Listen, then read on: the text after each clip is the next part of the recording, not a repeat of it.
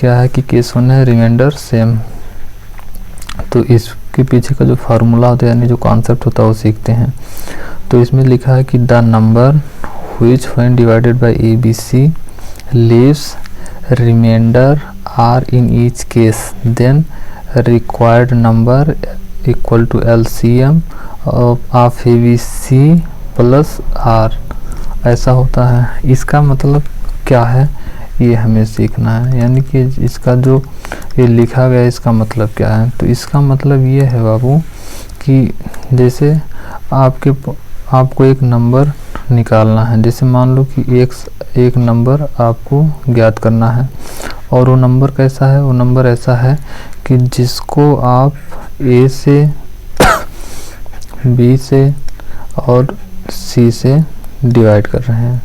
यानी कि आपके पास एक नंबर है x, इसको आप A B C से डिवाइड कर रहे हैं और आप अलग अलग मतलब A B C से डिवाइड कर रहे हैं।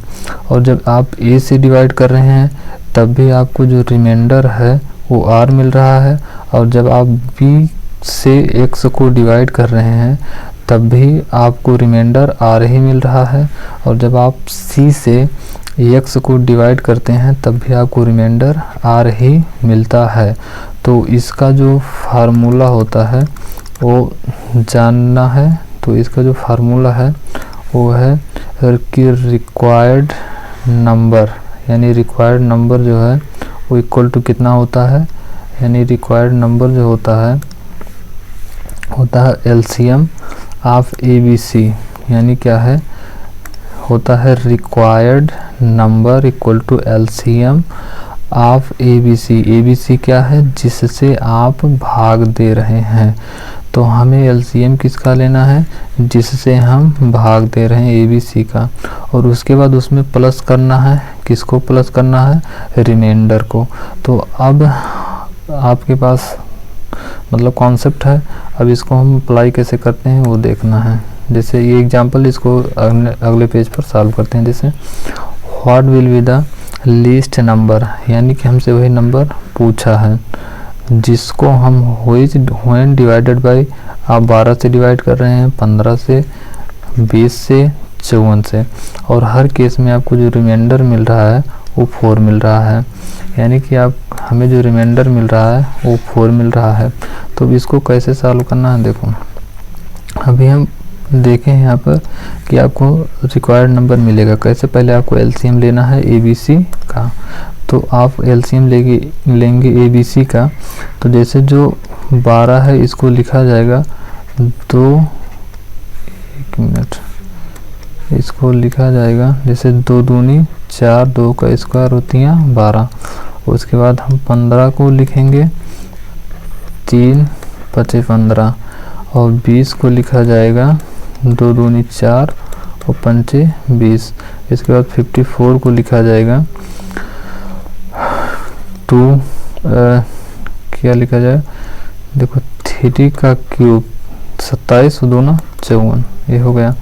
तो अब ऐसा आप लिखेंगे। इसके बाद आपको क्या करना है, इनका LCM लेना है। तो LCM में जैसे यहाँ भी जो 2 है, जो जहाँ पे है, जैसे 2 है पहले तो 2 को पकड़ो। 2 का मैक्सिमम पावर यहाँ पर कितना है 4, और यहाँ पर 3 का मैक्सिमम पावर है 3, और यहाँ पर है 5।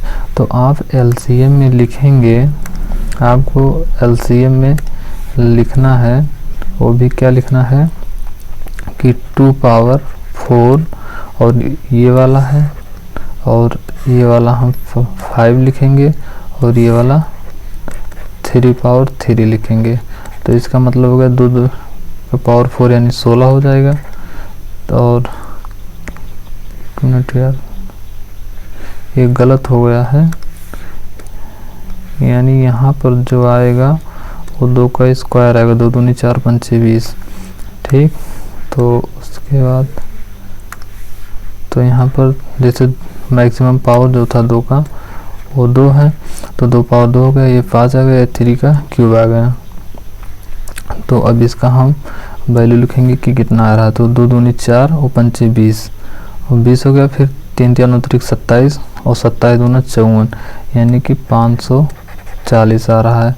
यानी हमारे पास जो LCM है जो एलसीएम है वो कितना आ रहा है 540, अब समझो 540 आ रहा है। उसके बाद अभी यहाँ आप पढ़े हैं कि जैसे जब पहले आप एलसीएम निकालेंगे तो जब आपको एलसीएम मिल जाए तो उसमें जो आपका रिमाइंडर है वही ऐड करना है।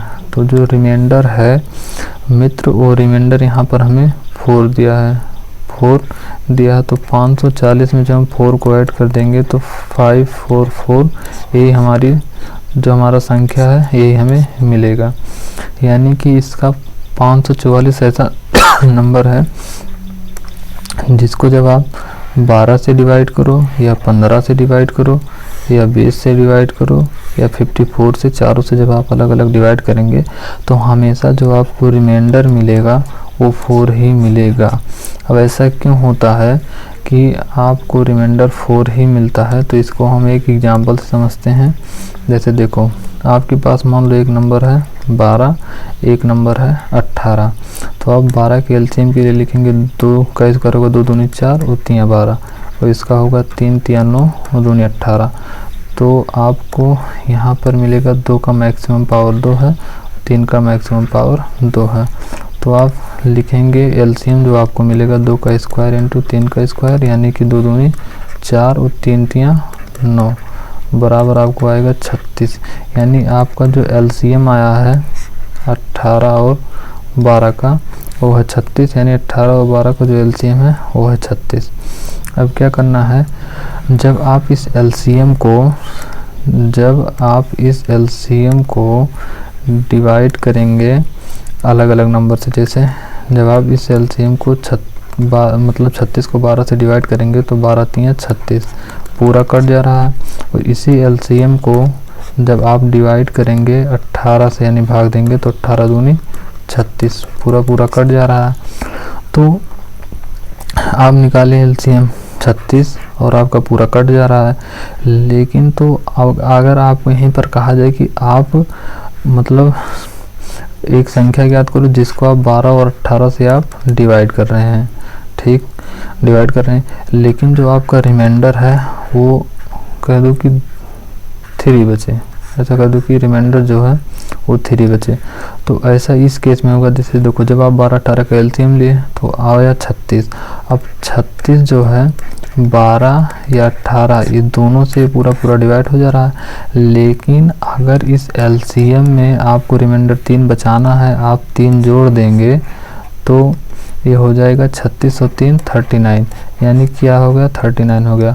अब अगर आप 39 को 12 से डिवाइड करेंगे तो 12 3 36, 3 रिमाइंडर बच रहा है। और जब 18 से आप 39 को डिवाइड करेंगे तो 18 दूनी 36, यहाँ भी 3 रिमाइंडर बच रहा है। यानी कहने का मतलब ये है कि जो ये कॉन्सेप्ट बना है यहीं से बना है कि पहले जब आप एलसीएम लेंगे तो आप पूरा नंबर जो है वो कट जाएगा, तो आपके पास रिमाइंडर कुछ बचेगा नहीं। लेकिन हमें रिमाइंडर 3 बचाना है, तो ये 3 कैसे बचेगा, जब आप एलसीएम में 3 जोड़ देंगे। तो इसी प्रकार ऐसे ही मतलब इसके पीछे का जो लॉजिक है कि नंबर्स का जिससे आप डिवाइड कर रहे हो उसका एलसीएम लो और उसमें रिमाइंडर जोड़ दो, उसका जो कॉन्सेप्ट है वो यहीं से ऐसे ही डेवलप हुआ है। तो इसके बाद अब हम सवालों का प्रैक्टिस करते हैं। जैसे देखो यहाँ पर है कि देखो यहाँ पर भी वही है कि लीस्ट नंबर यानी कम से कम यानी छोटी से छोटी संख्या न्यूनतम संख्या बताओ जिसे 6, 10, 15, 24 से विभाजित करने पर समान शेषफल, यानी कि समान शेषफल 5 रिमाइंडर बचे। अब देखो हम आपको बेसिक बता दिए हैं, लेकिन एक बार और इसका हम बेसिक बताते हैं। जैसे देखो क्या है कि 6 को हम लिख सकते हैं 2 3 6 और 10 को लिख सकते हैं 2 5 10, फिर 15 को लिख सकते हैं 3 5 15, उसके बाद 24 को लिख सकते हैं 2 का क्यूब 2 दूनी 4 दूनी 8 और 3 24। तो अब यहाँ हम देखेंगे कि 2 का मैक्सिमम पावर यहाँ 3 है और 3 का मैक्सिमम पावर 1 है, तो कोई लो 5 भी कोई भी हम ले सकते हैं। तो अब आप इतना कर लिए, तो इसके बाद आपके पास है 2 का पावर 3 यानी 8 आएगा, ये वाला 8 बनेगा, और ये 5 और ये 3 ऐसे सेम लिखा जाएगा, 5 × 3, तो 8 पंचे 40 दिया 120, इसका जो मल्टीप्लाई आया 120 आया, यानी इसका जो एलसीएम है आपके पास 120 है।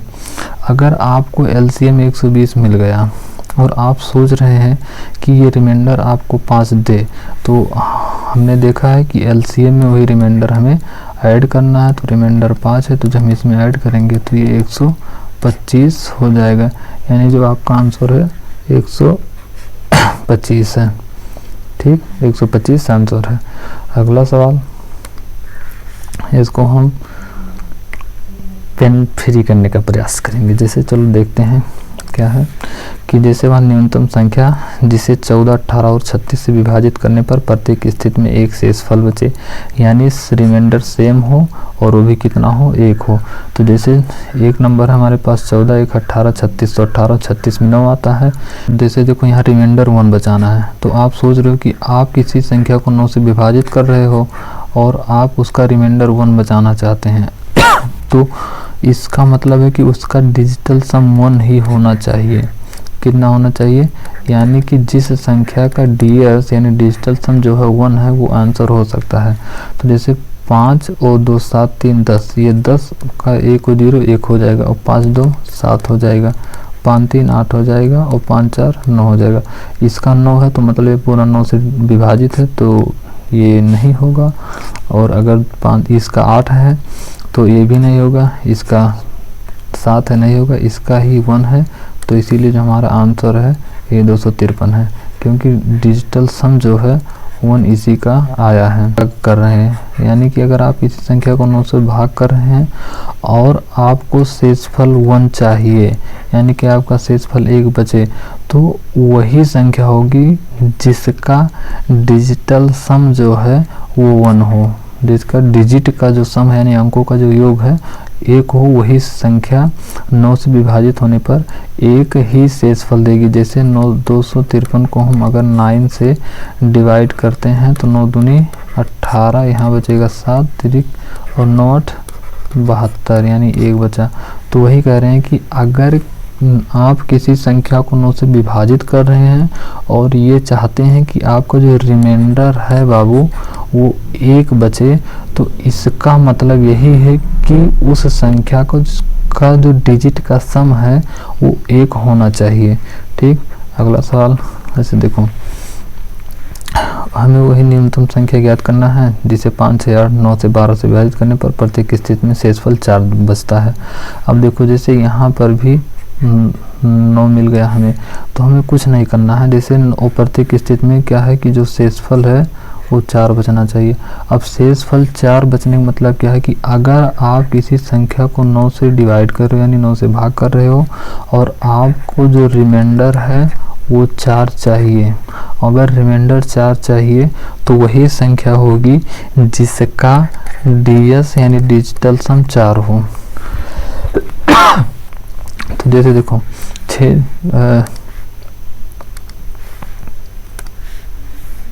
1 है, जैसे 6 3 9, अगर इसका 9 हो गया डिजिटल सम तो ये 9 से पूरा डिविजिबल है, आंसर नहीं हो सकता। 6 3 9 9 खत्म हो जाएगा, लेकिन 8 बच जाएगा, और डिजिटल सम हमें 4 चाहिए तो ये भी नहीं होगा।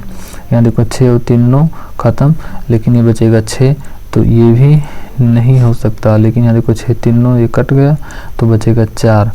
4 का मतलब आपका जो डीएस है यहाँ पर भी 4 है, और आपका संख्या में भी जो आंसर में भी है उसका डीएस 4 है, तो यही आपका आंसर है। ठीक, अब हम नेक्स्ट क्लास में सीखेंगे कि जब रिमाइंडर अलग अलग हो, रिमाइंडर अलग अलग हो